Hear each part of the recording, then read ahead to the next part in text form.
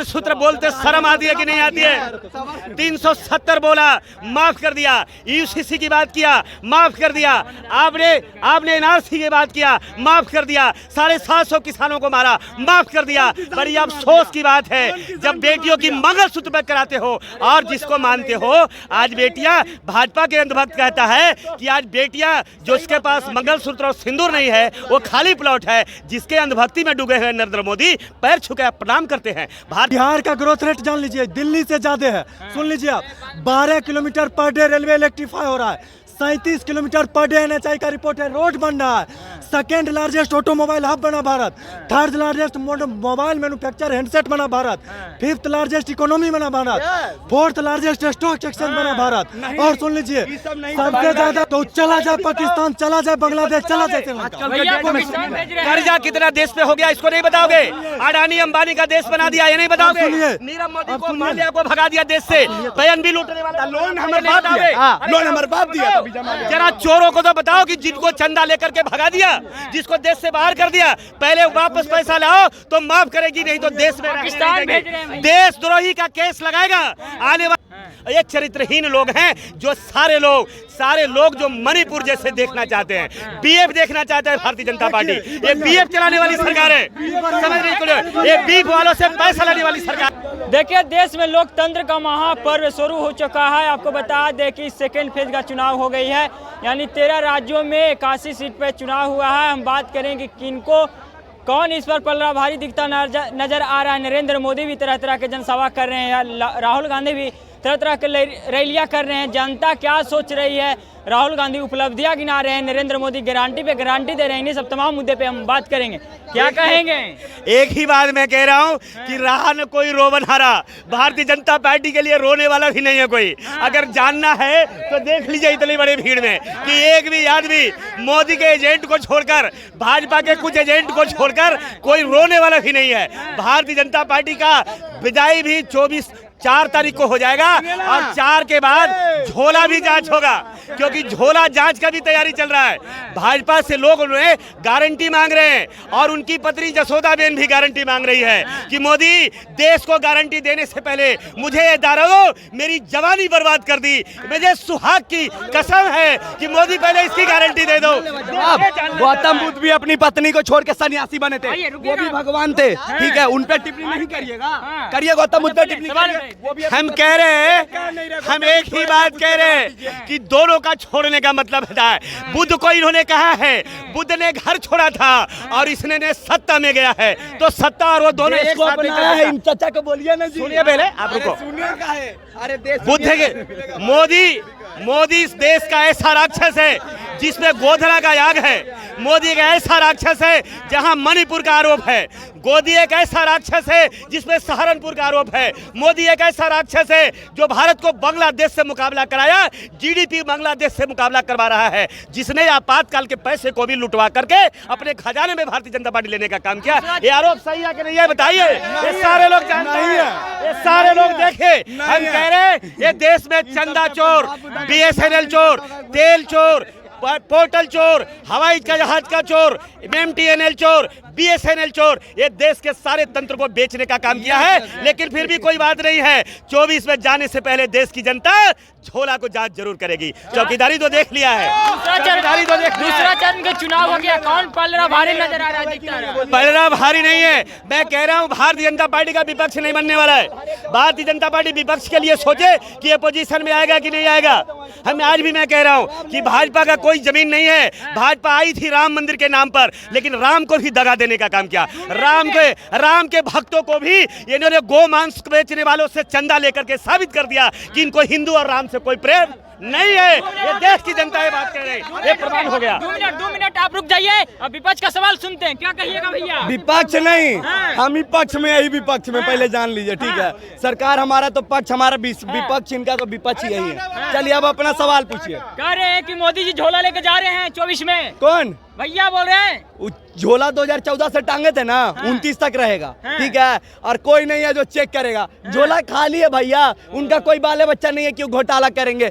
गांधी परिवार जैसे, एक सेकंड, तो इलेक्टोरल बॉन्ड पे आपको बता दे रहे मोदी जी का चंद, बीजेपी को कितना चंदा मिला, ऐसे ही करी था ना, रुका कितना हम कह रहे हैं कि आपको कितना मिला, हमको चंदा पूछिए। हम कह रहे हैं, आप कह नहीं रहे हैं, हमको आंकड़ा जानना है।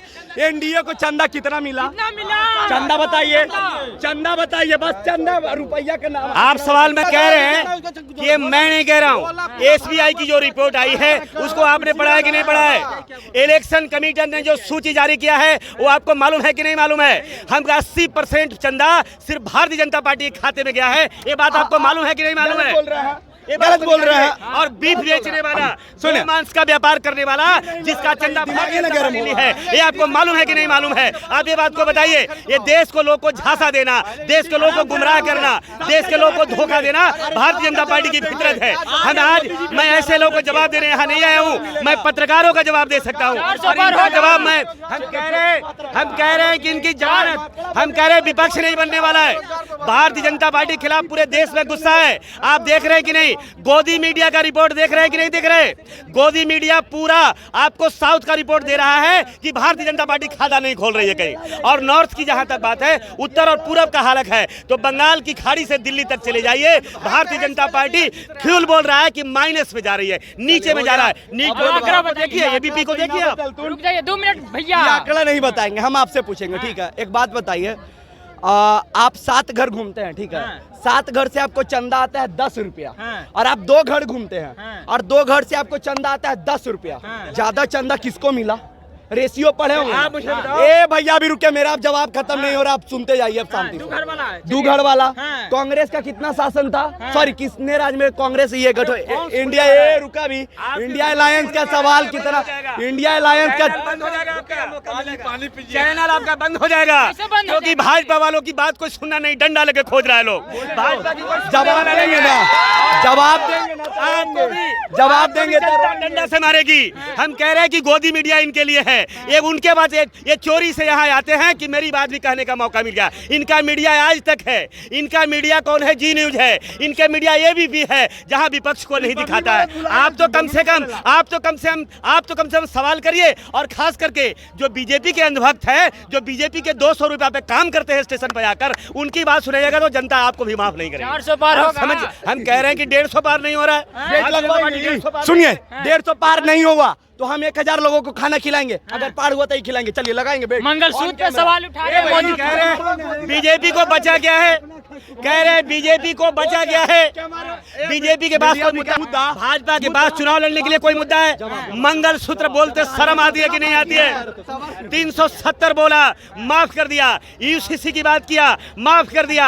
आपने एनआरसी की बात किया, माफ कर दिया। 750 किसानों को मारा, माफ कर दिया। बड़ी अफसोस की बात है जब बेटियों की मंगलसूत्र पर कराते हो और जिसको मानते हो। आज बेटियां, भाजपा के अंधभक्त कहता है कि आज बेटियां जो इसके पास मंगलसूत्र और सिंदूर नहीं है वो खाली प्लॉट है। जिसके अंधभक्ति में डूबे हुए नरेंद्र मोदी पैर छू के प्रणाम करते हैं। भारतीय जनता पार्टी माफ कर सकती है, देश की जनता मोदी को माफ नहीं कर सकते, क्योंकि हिंदू विरोधी है। ये हिंदू विरोधी चेहरा है, हिंदू विरोधी। अभी बोल रहे हैं कि भाजपा जो है वो हिंदू विरोधी है, और कांग्रेस हिंदू प्रेमी था, राम जी खोपड़ी में रह रहे थे। हिंदू प्रेमियों के राम जी खोपड़ी में और हिंदू विरोधियों के मंदिर 370 हटाया। अरे सुनिए ना, इनका दुर्दशा देखिए, वीआईपी लिए हुए हैं, एस्केलेटर पे चढ़ के जाएंगे। कांग्रेस सरकार में सिर ही था, मोदी जी के एस्केलेटर पे चढ़ेंगे, वोट देंगे कांग्रेस को। हम कह रहे हैं एक बार मुझे बता दो, आप मुझे बता दो, आप दिल्ली और बम्बे जाते थे या जाते थे, किराए में कितना वृद्धि हुआ, रोड में कितना वृद्धि हुआ, टोल में कितना वृद्धि हुआ, डीजल में कितना वृद्धि हुआ, टैक्स में कितना वृद्धि हुआ, और गाड़ियों की टैक्स में कितना वृद्धि हुआ। ये देश बेचने वाले लोग जो प्राइवेट लोग के हाथ में दे दिया है और वो आज सुविधा की बात कर रहे हैं। अरे मैं कहता हूं कि अगर कुछ दिए हो तो बता दो, क्या देश में एक एम्स बनाया है, IIT एक बनाया है, MMIT कुछ बनाया है, देश में कुछ बनाया है तो बता दो। कुछ बोलने के लिए नहीं है, भारतीय जनता पार्टी के पास बोलने के लिए नहीं है, क्योंकि दरभंगा में एम्स बता रहे हैं जहां नहीं बना है। चलिए आप एयरपोर्ट बता रहे हैं। सुनिए, 21 गो एयरपोर्ट था कांग्रेस के शासन काल में, 74 गो एयरपोर्ट है। बंगलौर जैसा एयरपोर्ट देने का काम मोदी जी किए हैं। यूपी का क्या कितना टॉप पे चला गया। पहले गुजरात बम्बई रहता था भैया, अब यूपी सबसे ज्यादा ग्रोथ कर रहा है। बिहार का ग्रोथ रेट जान लीजिए दिल्ली से ज्यादा है। सुन लीजिए आप, 12 kilometre per day railway electrify हो रहा है। 37 किलोमीटर पर डे NHI का रिपोर्ट है। रोड बन रहा है। सेकेंड लार्जेस्ट ऑटोमोबाइल हब बना Bharat. Third largest mobile manufacture handset बना भारत। फिफ्थ लार्जेस्ट इकोनॉमी बना Bharat. Fourth largest stock exchange बना भारत। और सुन लीजिए सबसे ज्यादा ग्रोथ रेट बना भारत।